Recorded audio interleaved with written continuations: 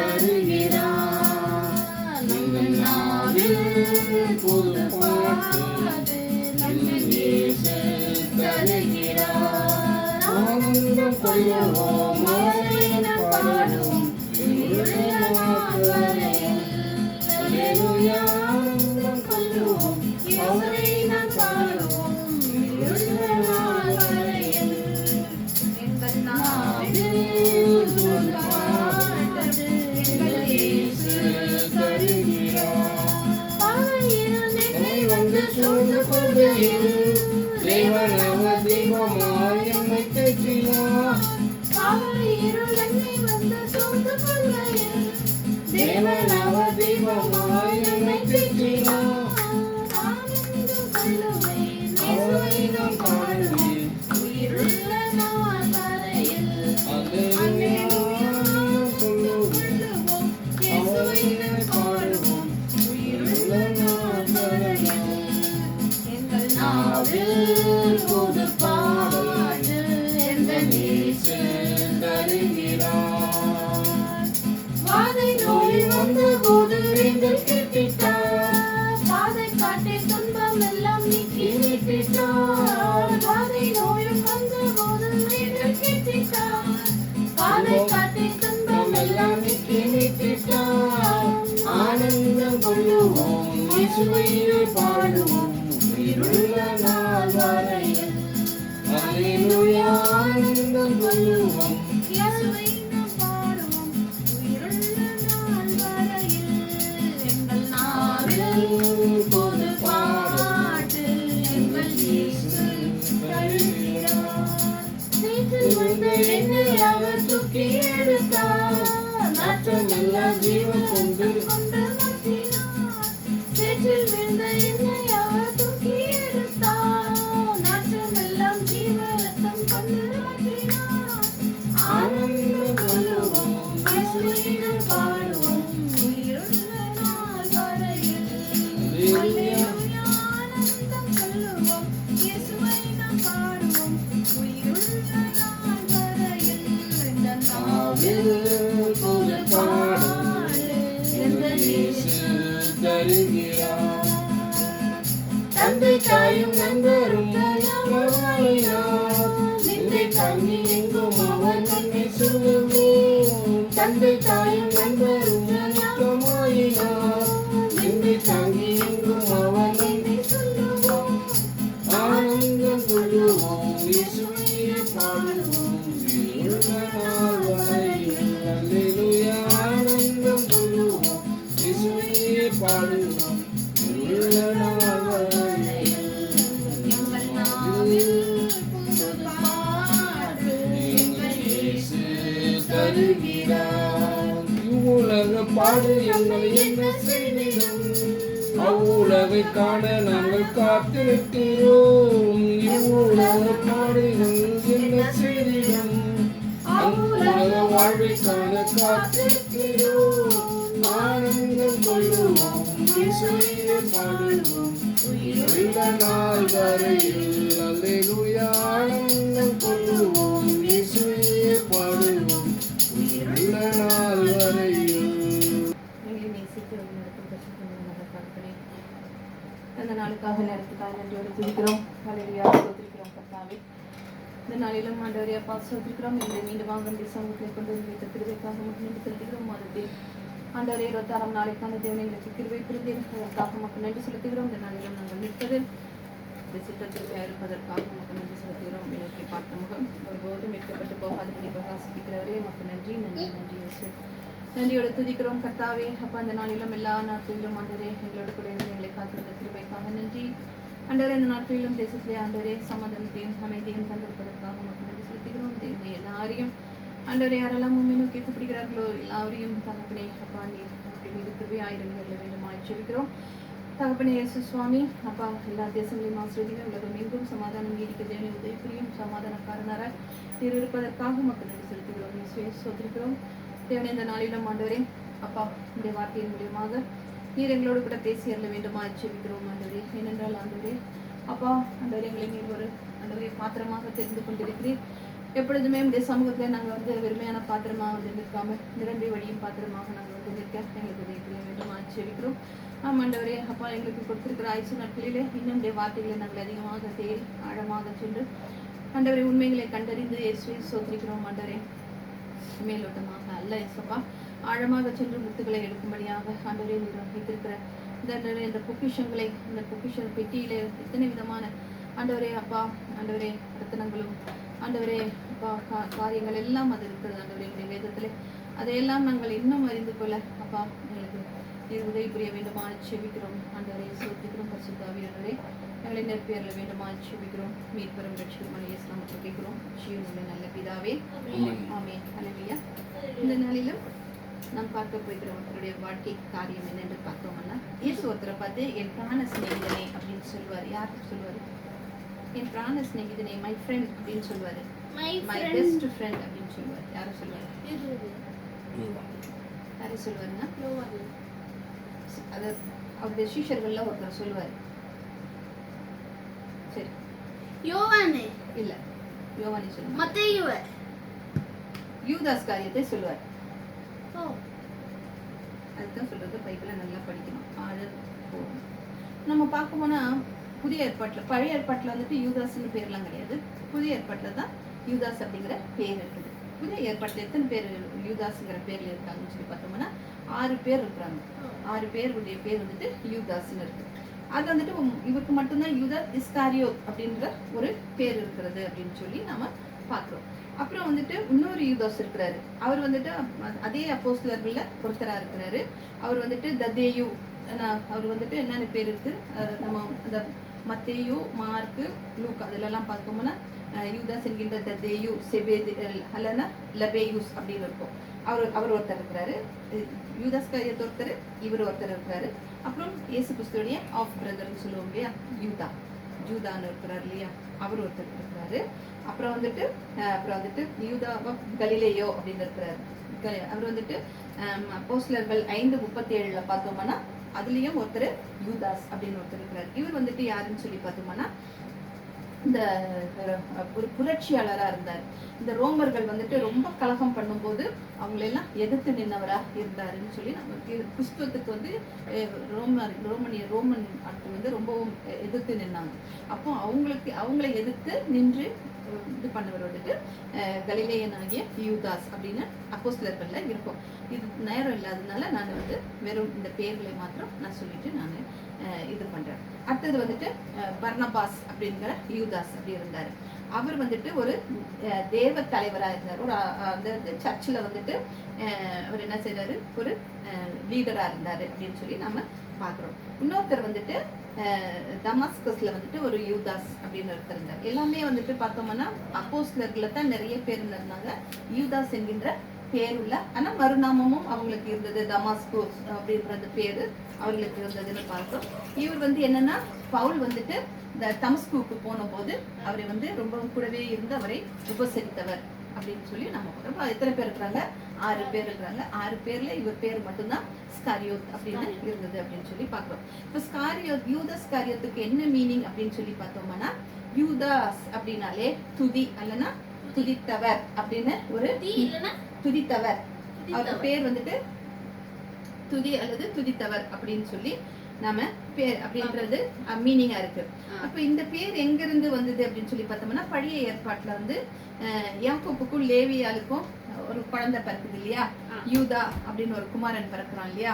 அவருக்கு எத்தனை பொண்டாட்டி? 4 பொண்டாட்டி இல்லையா. 4 பொண்டாட்டில முதல்ல அவங்க 2வது பொண்டாட்டியோட முதல் பொண்டாட்டியோட வேலைக்காரிக்கு பிறக்கிறவங்க தான் யூதா அப்படின்னு இருந்தாரு. அப்ப அந்த யூதாவிலிருந்து வருகிற பேர் தான் யூதாஸ் அப்படின்ற அந்த பேர் தான், யூதாங்கிற பேர் தான் பழைய புதிய ஏற்பாட்டுல யூதாஸ்ன்னு வந்தது அப்படின்னு சொல்லி நம்ம பாக்குறோம். இஸ்காரியோத் அப்படின்னு சொல்லி என்ன சொல்றோம் பார்த்தோம்னா, இஸ்ன்னா என்ன அர்த்தம் அப்படின்னு சொல்லி பார்த்தோம்னா, மனுஷன் அப்படின்னு, மனுஷன். இஸ்ன்னு சொன்னா மனிதன் அப்படின்னு சொல்லி ஒரு அர்த்தம். கிரியோத் அப்படின்னா அவங்க வாழ்ந்த இடத்துக்கு பேர் வந்துட்டு கிரியோத் தான். அப்ப யூதாஸ் வந்துட்டு அந்த கிரியோத் என்கின்ற ஊரில் வாழ்ந்த மனிதன். அதனாலதான் அவனுக்கு யூதாஸ் ஸ்கிரியோத். அந்த நம்ம ஸ்கிரியோத்னா என்ன, அவன் வாழ்ந்த பகுதி. அவன் எந்த ஊர்ல வாழ்ந்தானோ அந்த ஊருடைய பேர் தான் அவனுக்கு இருந்தது. அதனால கிரியோத் என்கின்ற என்ற பேருள்ள யூதாஸ் அப்படின்னு சொல்லி நம்ம வந்தது அப்படின்னு சொல்லி நம்ம பார்க்கிறோம். அப்போ யோசுவா 15:25 பார்த்தோம்னா படிக்க வேண்டாம். யோசுவா 15:25 பார்த்தோம்னா கிரியோத் அப்படிங்கிற ஒரு பேர் இருக்கும். அப்புறம் வந்து இன்னும் நிறைய பேர் என்ன சொல்றாங்கன்னா, அந்த கிரியோத்ன்ற இடத்துல இருக்கிறவங்க எல்லாம் என்ன செய்வாங்களா, எப்பவும் இடுப்புல ஒரு கத்தி வச்சுக்கிட்டு இருப்பாங்களாம். அதுக்கு வந்துட்டு என்ன சொல்லுவாங்க, இங்கிலீஷ்ல வந்துட்டு டேகர் அப்படின்னு சொல்லி சொல்லுவாங்க. கத்தி மாதிரி. இந்த ஒமான்ல இருக்கிறவங்க எல்லாம் பாத்தீங்கன்னா அப்படி இடுப்புல ஒரு கத்தி சொல்லிட்டு இருப்பாங்க. அதே மாதிரி இந்தியால எல்லாம் பாத்தீங்கன்னா இந்த பஞ்சாப்காரங்க எல்லாம் என்ன செய்வாங்க, ஆணா இருந்தாலும் சரி பெண்ணா இருந்தாலும் சரி ஒரு பெல்ட் மாதிரி போட்டு அதுல என்ன பண்ணிட்டு இருப்பாங்க, ஒரு கத்தியை போட்டுட்டு இருப்பாங்க. ஏன்னா கலகக்காரங்கள்லாம் யூதாஸ் வாழ்ந்த இடத்துல வந்து நிறைய கலகக்காரர்கள்னா என்ன சொல்றது, வயலேட்டர்ஸ் எல்லாம் நிறைய பேர் இருப்பாங்களாம். அதனால அவங்களெல்லாம் எதிர்க்கணும், ரோமர்கள் எல்லாம் எதிர்க்கணும்னா இந்த கத்தியை வச்சுதான் அவங்க என்ன செய்வாங்களா எதிர்ப்பாங்க. அதனால அவங்களாம் எப்பவுமே வந்து என்ன செய்வாங்களா, அந்த ஒரு டேகர் வச்சுக்கிட்டு தான் எப்பவுமே என்ன செய்வாங்க, சுத்திக்கிட்டு இருப்பாங்க அப்படின்னு சொல்லி நம்ம பாக்குறோம். அதனால அவருக்கு அந்த பேரு வந்தது அப்படின்னு சொல்லி நம்ம பாக்குறோம். அவங்க அப்பா பேர் என்னன்னா சீமோன். அது வந்துட்டு யோவான் 6:71 பேர் இருக்குது. யாருடைய அப்பா பேரு, யூதாஸ் இஸ்காரியோத்துடைய அப்பா பேர் வந்துட்டு சீமோன் அப்படிங்கிற பேர். இப்ப நேரா அவருடைய வாழ்க்கைக்குள்ள நம்ம போகலாம். அவரை ஏன் தேர்ந்தெடுத்தாங்க அப்படின்னு சொல்லி நம்ம பார்க்கலாம். இப்போ வந்துட்டு இயேசு கிறிஸ்து என்ன செய்யறாரு, இரவு முழுவதும் ஜெபம் பண்ணி என்ன பண்றாரு, அதுக்கப்புறம் தான் அப்போஸ்தலர்கள் எல்லாம் என்ன செய்யறாரு, தேர்ந்தெடுக்கிறாரு. இப்போ நிறைய பேர் இருந்தாங்க, ஆனா அதுல வந்துட்டு அவர் பேர் குறிப்பிட்டு 12 பேரை மாத்திரம் தான் அவர் தேர்ந்தெடுத்தார் அப்படின்னு சொல்லிப்பாரு. அப்ப யூதாச கூட அப்ப இயேசு கிறிஸ்து ஏனோதானோன்னு தேர்ந்தெடுத்திருப்பாரா, எடுத்திருக்க மாட்டார் இல்லையா. அப்போ யூதாசியும் அவர் என்ன பண்ணிருக்கிறாரு, ஜெபம் பண்ணி தான் என்ன செய்திருக்கிறாரு, தேர்ந்தெடுத்திருக்கிறாரு அப்படின்னு சொல்லி நம்ம பாக்குறோம். அப்போ மார்க் 3:13-14 பார்க்கலாம். மார்க் எடுத்தவங்க ஃபர்ஸ்ட் படிச்சிடலாம். Mark 3:13-14. Mark 3. Jesus decided to ask some of his disciples to go up on a mountain with him, and they went. Then he chose 12 of them to be his apostles, so that they could be with him. He also wanted to send them out to preach. அப்போ அவர் 12 பேரை தெரிந்து கொண்டு அவர்கள் தம்மோடு கூட இருக்கவும் பிரசங்கம் பண்ணும்படியாக என்ன செய்யறது, அவர்களை அனுப்பவும் என்று சொல்லி நாம பார்க்கிறோம். அப்போ அவர் என்ன செய்யறாரு, தமக்கு சித்தமானவர்களை அப்படின்னு சொல்லி போட்டுருக்குது. அப்போ தமக்கு சித்தமானவர்கள் அப்படின்னு சொல்லி சொன்னோம்னா அது இயேசு கிறிஸ்துவின் சித்தமா, தேவனுடைய சித்தமா இருக்குமா, யாருடைய சித்தமா இருக்கும், பிதாவின் சித்தமா இருக்குமா, இயேசு கிறிஸ்துவின் சித்தமா இருக்குமா? ஏன்னா அவர் தான் சொல்றாரு, நீங்க எனக்கு தந்தவங்களை நாங்க வந்து என்ன செஞ்சா, ஒரு வார்த்தை இருக்கும், சொல்லுவாரு, சரி அது வர. அப்ப அது யாருடைய சித்தமா இருக்கு, பிதாவின் சித்தமாகத்தான் அது இருக்கு. அப்ப அவரிடம் அப்போ பிதாவின் சித்தம் அப்படின்றதுனால தான் அவர் என்ன செய்யறாரு, அநேக சிஷ்யர்கள் இருந்தவர்கள் இருந்து 12 பேர் அவர் தேர்ந்தெடுத்தார் அப்படின்னு சொல்லி பார்க்கிறோம். அப்ப அப்போஸ்தலர்கள்னா என்ன மீனிங்னா, அனுப்பப்பட்டவர்கள். எல்லாரையும் அனுப்புறாங்க இல்லையா, நீங்க போங்க, இந்த இடத்துக்கு போங்க, இந்த இடத்துக்கு போங்க அப்படின்னு சொல்லி அனுப்புறாங்க. அதனாலதான் அவங்க அப்போஸ்தலர்ஸ் அப்படின்னு சொல்லி சொல்றாங்க. அப்ப யூதாசை யார் தேர்ந்தெடுத்திருக்கணும்னா, பிதாவாகிய தேவன் தான் என்ன செய்திருக்கணும், தேர்ந்தெடுத்திருக்கணும். யோவான் 17:6.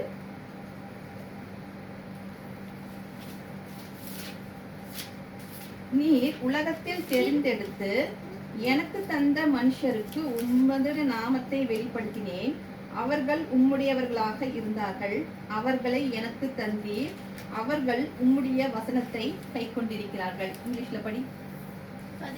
17:6. You have given me some followers from this world, and I have shown them what you are like. They are yours, but gave them to me, and they have obeyed you. அப்ப அவர் என்ன சொல்றாரு, எனக்கு அவர்களை எனக்கு தந்தீர் இருக்கா, அவர்களை எனக்கு நீ தந்தீங்க அப்படின்னு சொல்றாரு. அப்போ எல்லாரையுமே கொடுத்தது யாரா இருக்கிறது, பிதாவாக இருக்கிறார் என்று சொல்லி பார்க்கிறோம். அப்ப இந்த வசனத்துல இன்னொரு வார்த்தை சொல்வாரு, அவர்கள் உம்முடைய வசனத்தை கை கொண்டிருக்கிறார்கள். யாரு, நீங்க கொடுத்தவங்க எல்லாம் உம்முடைய வசனத்தை கை கொண்டிருக்கிறாங்க அப்படின்னு சொல்லி சொல்றாரு.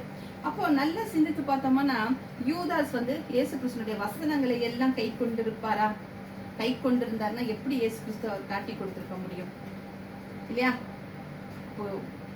அவருக்கு பயப்படுகிற ஒரு பயம் இருக்கும் இல்லையா. அப்ப எல்லாருமே அவரை பின்பற்றினவர்கள். இயேசு யாருமே, பேதுரு மட்டும்தான் மறுதளித்தாரு. ஆனாலும் அவர் வந்துட்டு அதற்காக மனம் வருந்தி பின்பு இயேசுகிட்ட போய் அவர் மனம் வருந்தி மன்னிப்பு கேட்கிறாரு. ஆனா இவர் உண்மையாகவே பின்பற்றி இருந்தாருன்னா யூதாசு, அப்ப ஏன் இயேசு கிறிஸ்துவை காட்டி கொடுக்கணும் அப்படின்னு சொல்லி பார்க்கலாம். யோவான் 17:12 அதுல வந்துட்டு While I was with them, I kept them safe by the power you have given me. I guarded them and not one of them was lost, except the one who had to be lost. This happened so that what the scriptures say would come true. பிதாவே நான் அவர்களுடனே கூட ம். உலகத்தில் இருக்கையில் அவர்களை உம்முடைய நாமத்தினால நான் காத்துக்கிட்டேன். நீங்க எனக்கு தந்தவர்களை காத்து கொண்டு வந்தேன்.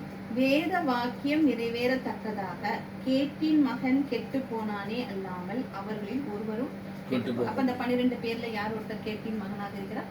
யூதாஸ் வந்துட்டு கேட்டின் மகனாக இருக்கிறார் என்று சொல்லி பார்க்கணும். அப்ப இயேசு கிறிஸ்துவுக்கு சிஷ்யரா யூதாஸ் தான் வரணும் அப்படிங்கிறது யாருடைய சித்தமா இருக்கிறது? பரலோகத்தில் இருக்கிற பிதா தான் என்ன செய்கிறாரா இருக்கிறார், தேர்ந்தெடுக்கிறார் என்று சொல்லி நாங்க பார்க்கிறோம். அதன் பிறகு இயேசு அவரை தெரிந்து கொண்டு என்ன செய்யப்படுகிறார், வேலைகளை செய்ய தொடங்குகிறார்கள் என்று சொல்லி பார்க்கிறோம். இப்ப இயேசு கிறிஸ்து கிட்ட வந்து யூதாஸ் வந்து வேலை செய்யறதுக்கு முன்னாடி அவர் என்ன வேலை செஞ்சு கொண்டிருந்தாரு, அவர் எப்படிப்பட்டவரா இருந்தாரு அப்படிங்கறத பார்க்கலாம். அப்ப இயேசு கிறிஸ்து வந்துட்டு இயேசு கிறிஸ்துனுடைய அந்த பிரயாணத்துல வந்துட்டு யூதாஸ் செய்த சில காரியம் நிகழ்ச்சிகள் இதெல்லாம் வைத்து பார்த்தோம்னா அவர் வந்து இயேசு கிறிஸ்து கிட்ட வர்றதுக்கு முன்னாடியே இவர் என்னென்ன வேலையெல்லாம் செஞ்சிருக்கலாம் அப்படிங்கிற ஒரு சின்ன குறிப்பை நம்ம பார்க்கலாம். இப்ப யூதாஸ்க்கு வந்துட்டு எப்பவுமே எது மேல அவருக்கு ஒரு பிரியம் இருந்தது? பணத்தின் மேல அவருக்கு வந்துட்டு என்ன இருந்தது, ஒரு பிரியம் இருந்தது அப்படின்னு சொல்லி பாக்குறோம். ஏன்னா அவர் என்ன இருந்தாரு, ஒரு ட்ரெஷரரா இருந்தாரு, பணப்பைய வைத்து கொண்டிருந்தவரா இருந்தாரு என்று சொல்லி நம்ம பார்க்கிறோம். இன்னைக்கும் நிறைய இடத்துல எல்லாம் பார்க்க போனோம், இந்த ட்ரெஷரர்னு சொல்றவங்க எல்லாம் அந்த காலத்துல எல்லாம் சொல்லுவாங்க, கணக்கு என்ன சொல்லுவாங்க, கணக்கு எழுதுறவர் அப்படின்னு சொல்லி சொல்லுவாங்க. நிறைய அந்த இவங்கெல்லாம் இருப்பாங்க, இந்த மார்வடிங்கெல்லாம் அப்பெல்லாம் வந்து இருக்கும்போது அவங்க கிட்ட கணக்கு எழுதுறவங்க இருப்பாங்க. சிலர்லாம் அப்படியே உண்மைன்னா உண்மையா கணக்கு எழுதுவாங்க, உள்ளதை உள்ளபடி எப்படி எழுதுவாங்க. நிறைய பேர் என்ன பண்ணுவாங்க, அதுலயே திட்டு கணக்கு எழுதுறவங்க எல்லாம் இருப்பாங்க. அதே மாதிரி அந்த ஆலயங்களில் வேலை செய்கிறவங்க அந்த காணிக்கைகள் எல்லாம் எடுக்கும் பொழுது என்ன செய்வாங்க, அதுல ஒரு பங்குகளை என்ன செய்வாங்க வஞ்சிச்சு வச்சு யாருக்கும் தெரியாம செய்யறவங்கள நிறைய பேர் இருக்கிறாங்க. நாங்களாம் பார்த்துருக்குறோம், அப்படிலாம் நிறைய பேர் இருக்கிறாங்க. அப்போ இந்த ட்ரெஷரர் வந்துட்டு எப்பவுமே என்ன பண்ணுவாங்க, இந்த பணம் ஒரு தடவை நமக்கு அந்த ஒரு பணத்தின் மேல ஒரு ஆசை வந்துருச்சுன்னு வச்சுக்கோயேன், என்ன செய்யும், நமக்கு அது வந்துட்டு எந்த விதத்திலாவது நம்ம பணங்களை நமக்கு சேகரிக்கிறதுக்கு மைண்ட் என்ன செய்யும், அதை தான் நமக்கு போய்கிட்டே இருக்கும். அப்ப இவன் அந்த சின்ன வயசுல இருந்தே ஏதோ பணத்தின் மேல அந்த ஒரு கிரீடி, அவனுக்கு பேராசை, பணத்தின் மீது பேராசை இருந்தால்தான் அந்த பொன்முட்டை ஒரு வார்த்தை பொன்முட்டை போட்டுக்கிட்டே இருக்கும். தினமும் பொன்முட்டை போட்டுக்கிட்டு இருந்தவனுக்கு அவனுக்கு ஒரு பேராசை வந்துட்டு, ஐயோ இது தினமும் போறதுக்கு தினம் வயிற்ற கீழ்ச்சோன்னா என்ன இருக்கும், உள்ள நிறைய முட்டை இருக்குன்னு பாக்குறான், ஒண்ணுமே இல்லாம அந்த மாதிரி தான் அந்த எனக்கு வந்து ஒரு பேராசை இருந்தது அப்படின்னு சொல்லி பார்க்கலாம். அதனால தான் அந்த சீமோன் வீட்டுல வந்துட்டு இயேசு கிறிஸ்து போய் இருக்கும் பொழுது அந்த விலையேற பெற்ற ஒரு நலதம் அப்படிங்கிற ஒரு தைலத்தை கொண்டு வந்து அந்த ஸ்திரீ இயேசு பாதத்தை கழுவும் போது கரெக்டா அதனுடைய விலையை என்ன சொல்றாரு, அதனுடைய விலையை அவர் சொல்கிறவராக இருக்குது. இது 300 ராக்களுக்கு வித்தோம்னா வித்திருந்த தரித்திரருக்கு நம்ம கொடுக்கலாம். ஆனா அவனுக்கு உண்மையிலேயே அந்த ஏழைங்களுக்கு கொடுக்கணும் அப்படின்ற ஒரு எண்ணம் கிடையாது அவனுக்கு. ஐயோ இந்த பணத்தை இவங்க இவ்வளவு வேஸ்டா போடுறாங்களே, அதை இந்த பையில போட்டிருந்தா அவர் எப்பவுமே என்ன செய்வாரா, அந்த பையில இருந்து காசுகளை திருடுறவராக இருந்தாராம். கையில வந்துட்டு காணிக்கை அந்த பை வச்சுட்டு இருக்கிறாருல, அதுல இருந்து அவர் எப்பவுமே என்ன செய்வாரா, அதுல இருந்து பணத்தெல்லாம் எடுத்து செலவு செய்கிறவராக இருந்தார் அப்படின்னு சொல்லி நாம பார்க்க முடியுது. அப்போ அதனாலதான் அவர் என்ன செய்யறாரு, இயேசு கிறிஸ்துவ நான் காட்டி கொடுக்குறேன் அப்படின்னு சொல்லிட்டு அவங்க கிட்ட போய் என்ன பண்றாரு, அந்த பரிசேயர்கள்ட்ட வேத பாரகர்கள்கிட்ட எல்லாம் போய் என்ன செய்யறாரு, பேரம் பேசிக்கிறாரு, நெகோசியேட் பண்றாரு. அவங்க நான் இவ்வளவுதான் தருவேன், இல்ல நான் இவ்வளவு எனக்கு இவ்வளவு வேணும் அப்படின்னு சொல்லி அவர் என்ன பேசிக்கிறவராக இருக்கிற, பேரம் பேசி கடைசியில எவ்வளவுக்கு வராங்க, 30 வெள்ளி காசுக்கு அவங்க வருகிறவங்களாக இருக்கிறார்கள் அப்படின்னு சொல்லி நம்ம பார்க்கிறோம். இதுதான் என்ன செய்கிறதாக முக்கியமாக இருக்கிறது என்று சொல்லி நம்ம பார்க்கிறோம். அப்போ இயேசு கிறிஸ்து கிட்ட வர்றதுக்கு முன்னாடியே யூதாஸ் எப்படி பணத்தை உடையவராகத்தான் அவரு இருந்திருக்கணும் அப்படின்னு சொல்லி பார்க்கிறோம். அது மாத்திரம் இல்லாம இல்ல ஒரு மெர்ச்செண்டா இருந்திருக்கலாம், ஒரு வியாபாரம் செய்கிறவராக இருந்திருக்கலாம், ஒரு விற்பனையாளராக அவர் இருந்திருக்கலாம். ஏன்னா இந்த பேரம் பேசுறது அப்படிங்கிறது எல்லாருக்குமே வராது. என்ன நெகோசியேஷன் பண்றாங்க இல்லையா, அதுக்கெல்லாம் திறமை வாய்ந்தவங்க இருப்பாங்க இல்லையா. இல்ல நாங்க இவ்வளவுதான் கொடுப்போம், இல்ல அவங்க சொல்லுவாங்க இல்ல இவ்வளவுதான் வேணும் அப்படின்னு சொல்லி, அப்புறம் அதுக்கெல்லாம் நம்மள சில பேர் நினைச்சாங்க சரிங்க அப்படின்ட்டு வந்துருவோம். அப்ப அவங்களுக்கு அது லாபமா போகும், ஒருவேளை நமக்கு வந்துட்டு அது நஷ்டமா போகும். அதனால இதுக்கெல்லாம் வந்துட்டு அவர் என்ன செய்தவரா இருப்பாரு, நல்ல ஒரு தயார்ந்தவரா இருப்பார், கை தேர்ந்தவங்களா இருப்பாங்க அப்படின்னு சொல்லி. அதை நம்ம கடைகள் எல்லாம் போகும்போது குறைச்சு கேட்போம் நம்ம அப்படின்னு சொல்லி, ஐயோ இன்னும் கொஞ்சம் கீழே குறைச்சு கேட்டிருந்துருக்கலாமே, கேட்டிருந்தா நமக்கு இன்னும் கொஞ்சம் பைசா கிடைச்சிருக்குமே. அது வந்து சிலருடைய நல்ல வாய் சாமர்த்தியம், பேசிக்கிற சாமர்த்தியம் அப்போ அவருக்கு அப்படி இருந்திருக்குது அப்படின்னு சொல்லி பார்க்குறோம். அப்போ அப்படியான ஒரு வேலையை தான் அவர் செஞ்சுக்கிட்டு இருந்தாரு. இப்படி இருக்கிறவரை ஏன் இயேசுகிட்ட வந்து சேரணும்? இயேசுகிட்ட வந்தால் காசு கிடைக்குமா? இயேசு கிறிஸ்துகிட்ட வரங்க காசு அவர் கொடுக்குறவரா இருக்கிறாரா? இயேசு பணக்காரராக இருந்தாரா? இல்லை. அவரே ஒரு தச்சனுடைய மகனாக இருந்தார். என்ன நோக்கத்துக்காக வந்தாரு? அப்புறம் அப்போ இயேசு கிறிஸ்து சொல்றாரு, என்னை பின்பற்றி வரணும்னா நீ என்ன செய்ய, எல்லாத்தையும் விட்டுட்டு வா அப்படின்னு தானே சொல்றாரு. ஒரு ஐஸ்வர்யம் சொல்றாரு இல்லையா? அப்போ இயேசு கிறிஸ்து வரணும்னா எல்லாத்தையுமே எழுந்து வரணும். அப்போ பண ஆசை இல்லாதவங்களா வரணும். அப்படிலாம் இருந்தும் கூட இவர் இயேசு கிறிஸ்து கிட்ட வர்றதுக்கு இவரை தூண்டினது எது அப்படின்னு சொல்லி நாம பார்க்கலாம்.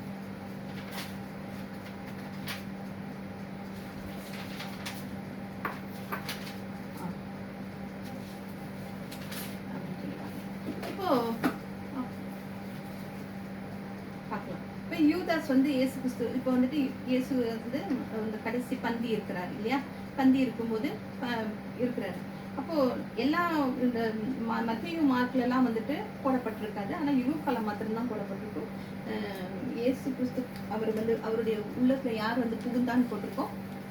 சாத்தான் வந்து அதுல மட்டும்தான் லூக்கால மட்டும்தான் போட்டிருக்கும். சாத்தானுக்கு இடம் கொடுத்தாரு. சாத்தான் இடம் கொடுத்தா சாத்தான் வந்து அவனுக்குள்ள வந்தது அப்படின்னு சொல்லி நம்ம போட்டிருக்கோம். அப்போ இயேசு கிறிஸ்து கிட்ட அவர் பந்தி இருக்கிறாரு. ஆனாலும் அவர் இருதயத்தை யாருக்கு கொடுக்குறாரு? சாத்தானுக்கு கொடுக்குறாரு.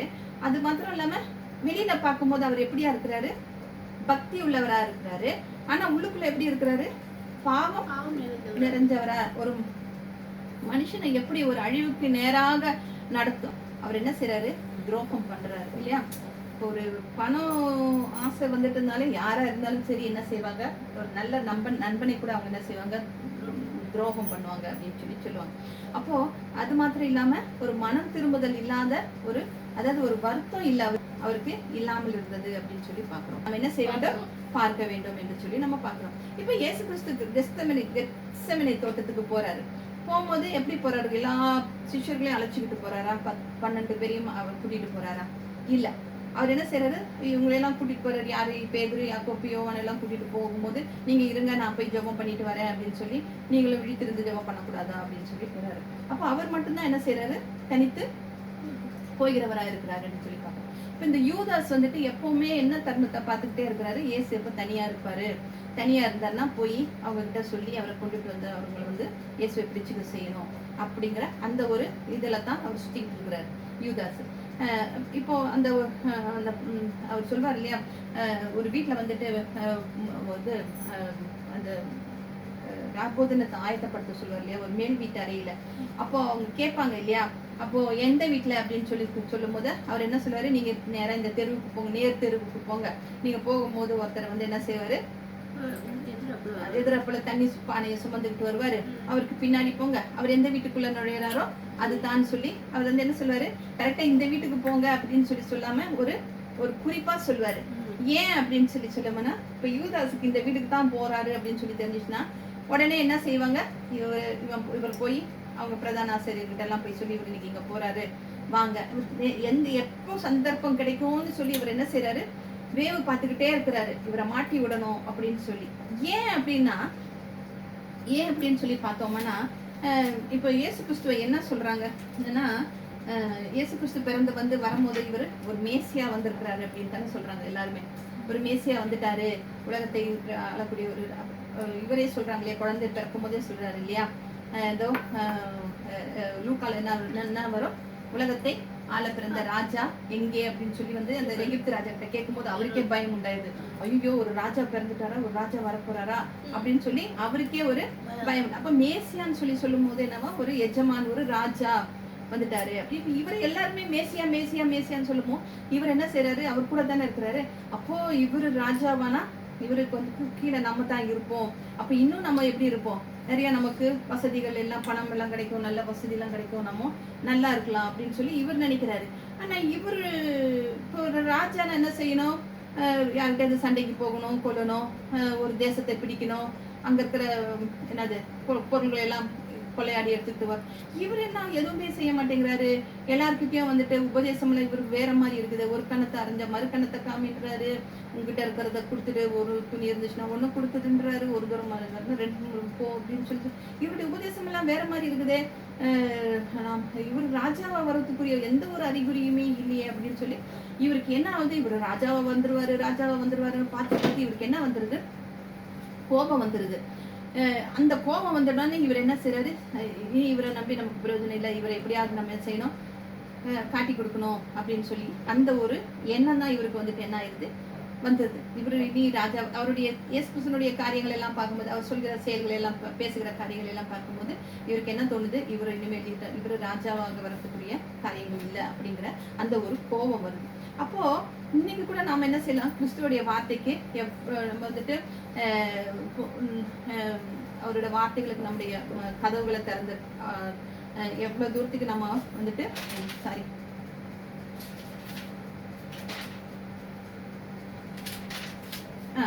இப்போ வந்துட்டு சொன்னது போல இயேசுவை பிடிக்கிறதுக்கு என்ன பண்றாரு, முன்னாடி போறாரு. போய்தான் அவர் என்ன செய்யறாரு, இயேசுவை என்ன செய்யறாரு, காட்டி கொடுக்க போகிறார் அப்படின்னு சொல்லி பாக்குறோம். இயேசுவை பிடிக்கிறவங்க எப்படி வராங்க, இயேசுக்கு பின்னாடியே வராங்க அப்படின்னு சொல்லி நாம பாக்குறோம். அப்போ யூதாஸ் நடந்து வரும்போது அவர் மனசுல என்ன இருக்கு, வஞ்சனை இருக்கு. அவர் உதடுகளில் என்ன இருக்கு, முத்தத்தை வச்சுக்கிட்டு வர்றாரு. முத்தத்தை கொடுத்துதான் அவர் காட்டி கொடுக்கிறவராக இருக்கிறார். ஆனா மனசுல இவரை எப்போ நம்ம குழியில தள்ளலாம் அப்படிங்கிற ஒரு காரியம் தான் அவருக்குள்ள இருக்கிறது அப்படின்னு சொல்லி பார்க்கிறோம். அப்போ அவர் உதடு எப்படி இருக்கிறதா, தேனை போல தித்திப்பாக இருக்கிறது அப்படின்னு சொல்லி பார்க்கிறோம். நம்ம கூட வாழ்க்கையில எவ்வளவோ பேரை பார்க்கலாம் இல்லையா. அவங்க என்ன செய்வாங்க, உதட்டுல வந்துட்டு அப்படியே தேன் மாதிரி பேசுவாங்க, அப்படியே மயங்கியே விழுந்துருவோம். ஐயோ இவ்வளவு நல்லவங்களா இப்படி பேசுறாங்களே அப்படின்னு சொல்லி நம்ம என்ன செய்வோம், மயங்கி விழுந்துருவோம். அப்படி அந்த அளவுக்கு என்ன செய்ய நம்பிடுவோம். ஏன்னா அந்த அளவுக்கு அவங்க பேசுகிறார்களாம். ஆனா அவங்களுக்கு உள்ள எப்படி இருக்குன்றது நமக்கு தெரியாது. அதே போலதான் அவர் என்ன செய்யறாரு, இந்த பிரதான ஆசாரியர்கள் கிட்ட என்ன செய்யறாரு, ஒரு அடையாளத்தை சொல்றாரு. நான் போறேன், நான் போய் என்ன செய்யறேன், அவரை நான் என்ன செய்யறேன், முத்தம் கொடுக்குறேன், நீங்க வந்து அவரை பிடிச்சுக்கோங்க அப்படின்னு சொல்லி சொல்றாரு. அப்போ இயேசு கிறிஸ்து கிட்ட இருக்க வரைக்கும் அவர் என்ன செய்தாரு, இயேசுனுடைய வார்த்தைகள் எல்லாம் கேட்டுக்கிட்டு சீஷனா தான் இருந்தாரு. ஆனா இப்ப என்ன செய்யறாரு, ஒரு கூட்டத்தை கூட்டிக்கிட்டு அவரு வருகிறவராக இருக்கிறார் என்று சொல்லி பார்க்கிறோம். அப்போ இவருடைய வார்த்தையை மற்றவங்க கேட்கிற மாதிரி ஒரு துரோகம் செய்கிறவரா இருக்கிறார். என்ன செய்யறவரா இருக்கிறாரு, அந்த கூட்டத்தை கூட்டிட்டு வந்து ஒரு துரோகத்தை செய்கிறவராக இருக்கிறார் என்று சொல்லி பார்க்கிறோம். இப்போ சமாதான பிரபு அங்கே இயேசு கிறிஸ்துவை பிடிப்பதற்கு அவங்க என்ன செய்யறாங்க, கத்தி எடுத்துக்கிட்டு வராங்கன்னு சொல்லி பார்க்கிறோம். இவ்வளவு நாளா அவர்கிட்ட சீஷரா இருந்தவரு இப்ப சீஷத்துவத்துல என்ன செய்யறாரு, எல்லாரையுமே ஒரு நல்ல மேய்ப்பனாக நடத்திக்கிட்டு வந்த அவரை வந்து காட்டி கொடுப்பதற்காக அவர் என்ன செய்யறாரு, தீமையானவர்களுக்கு உதவி செய்கிறவராக வருகிறார் என்று சொல்லி நாம பார்க்கிறோம். அப்போ உலகத்தின் ஒளியா இருக்கிற இயேசு கிறிஸ்துவை பிடிப்பதற்கு இவங்க எல்லாம் கையில எதை எடுத்துக்கிட்டு வராங்க, பந்தத்தை எடுத்துக்கிட்டு, அந்த தீப்பந்தத்தை எடுத்துக்கிட்டு இயேசுவை பிடிக்கிறதுக்கு வந்தாங்க அப்படின்னு சொல்லி நாம பார்க்கிறோம். அதான் நான் சொன்னது போல இயேசு ஏன் காட்டி கொடுக்கணும்னா அவருக்குள்ள வந்து அந்த கோபம். இவர் எப்படி ராஜாவாக வந்துருவாரு, அவருக்கு நம்ம வந்துட்டு சீஷனா இருந்து, அவருக்கு என்னது ட்ரெஷரரா இருந்து, ஏன்னா நம்ம வந்துட்டு இப்ப நீ வந்துட்டு ஒரு நடிகருக்கு வந்து ஒரு மேனேஜரா இருக்காங்கன்னு வையேன். ஒரு உலக பிரகாரமாவே ஒரு நடிகருக்கு ஒரு வெறும் மேனேஜர் பாத்தீங்கன்னா ஈக்குவலா அந்த நடிகருக்கு ஈக்குவலா அவருடைய செல்வம் என்ன இருக்கும், பெருகி இருக்கும் அப்படின்னு சொல்லி பார்க்கணும். அவரும் அப்படியே ரொம்ப லாவிஷா தான் அப்படி இருப்பாரு. அந்த அளவுக்கு அவங்க என்ன செய்வாங்க, சைடு அங்க இங்க அப்படி இப்படின்னு பணத்தை எல்லாம் வாங்கி அவங்க என்ன செய்யறவங்களாங்க இருப்பாங்க. அவங்களும் நல்ல ஒரு லாவிஷா வாழ்றவங்க. அப்படியாகத்தான் இவருடைய எண்ணமும் இருந்தது அப்படின்னு சொல்லி. ஆனா இவருடைய முக்காவாசி எல்லாமே என்ன இதாகி போயிருது, ஏமாற்றம் அடைந்து விடுகிறார். இவருடைய பேச்சுகள் எல்லாம் எல்லாரையுமே வந்துட்டு ரொம்ப அமைதியான வழியில நடத்துகிறதாக இருக்கிறது. எல்லாருமே இவரை வந்துட்டு பேச்சை கேட்கிறவங்களாக இருக்காங்க. இவர் எங்க போனாலும் கூட்டம் கொடுத்து அப்படிங்கிற இந்த பயம் யாருக்குள்ள வருது, இந்த பரிசேயர்களுக்கு இவங்களுக்கு எல்லாம் வருகிறது அப்படின்னு சொல்லி நம்ம பாக்குறோம். அப்போ இந்த கோபம் எதை பிறப்பிக்கிறது, இச்சை வருது. முதல்ல இவர் மனசுல எந்த இச்சை வருது, அவர் கூட இருந்தோம்னா நமக்கு பணம் கிடைக்கும். அப்ப அந்த இச்சை வந்துட்டு என்னவா மாறுது, இவர் ராஜாவா இல்ல அப்படின்னும் போது அது என்னவா மாறுது, கோபமா மாறுது. கோபமா மாறினோன்னா அது என்ன செய்யுது, பாவத்தை அந்த இயேசுவை காட்டி கொடுக்கணும் அப்படிங்கிற ஒரு பாவத்தை செய்கிறதாக இருக்கிறது. கடைசியில அந்த பாவம் அவரை எதுல கொண்டு விடுது, மரணத்துல கொண்டு விட்டுறது அப்படின்னு சொல்லி பார்க்கலாம். இப்ப இந்த மூணுமே ஒரு இச்சையை கொண்டுட்டு வரதும், அந்த இச்சையின் மூலம் பாவத்தை கொண்டுட்டு வரதும், அந்த பாவம் அதிகமா பெருகிறதுனால மரணம் சம்பவிக்குது. இது மூன்று தந்திரங்களையும் கொண்டு வருகிறது யாரா இருக்கிறது? சாத்தானாக இருக்கிறது என்று சொல்லி நம்ம பார்க்கலாம். அப்போ யாக்கோபு 1:14-15, ஜேம்ஸ்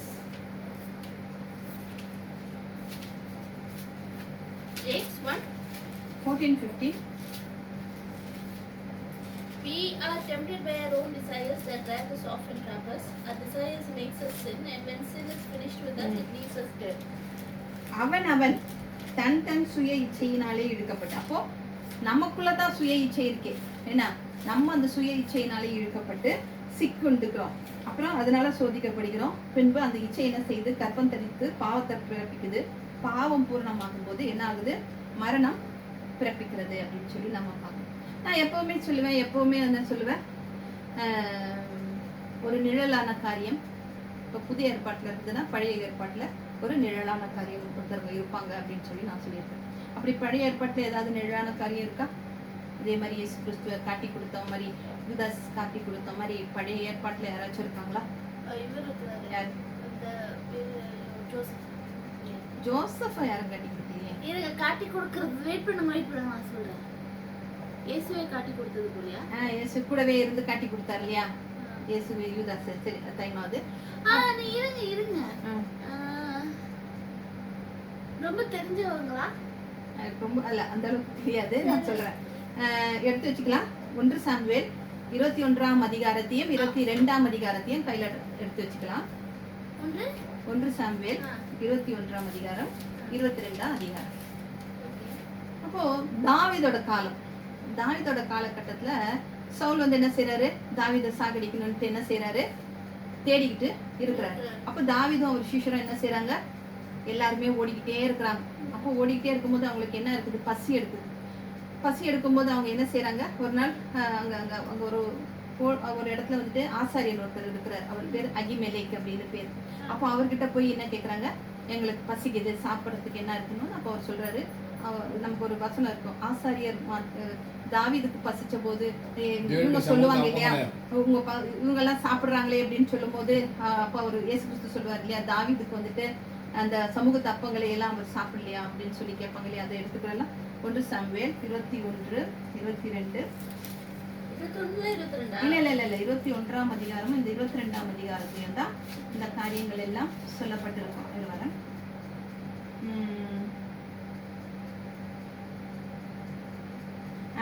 அப்போ வந்து 4ஆம் வசனம், தாவீதுக்கு அவர் வந்து சொல்றாரு, உங்களுடைய கையில இருக்கிறது என்ன அப்படின்னு சொல்லி கேட்கிறாரு. 5 அப்பமாகிலும் என்னவாகிலும் இருக்கிறதை என் கையில் கொடும் என்கிறார். அப்போ ஆசாரியர் என்ன சொல்றாரு? பரிசுத்த அப்பம் இருக்குதே தவிர சாதாரண அப்பம் என் கையில இல்ல. வாலிபர் ஸ்திரீகளோடு மாத்திரம் சேராது இருந்தா கொடுப்பேன் அப்படின்னு சொல்றாரு. அப்போ தாவீது ஆசாரியருக்கு என்ன சொல்றாரு? நான் புறப்படுறதுக்கு முன்னும் நேற்றும் முந்தானாலும் ஸ்திரீகள் எங்களுக்கு விளக்கமா இருந்தாங்க, வாலிபர்களும் சுத்தமா இருக்காங்க. இன்றைய தினம் வேற அப்போ பாத்திரத்துல பிரதிஷ்டை பண்ணப்பட்டதுனால இது சாதாரணம். அது வந்துட்டு பிரதிஷ்டை பண்ணியாச்சு, அதனால அது சாதாரண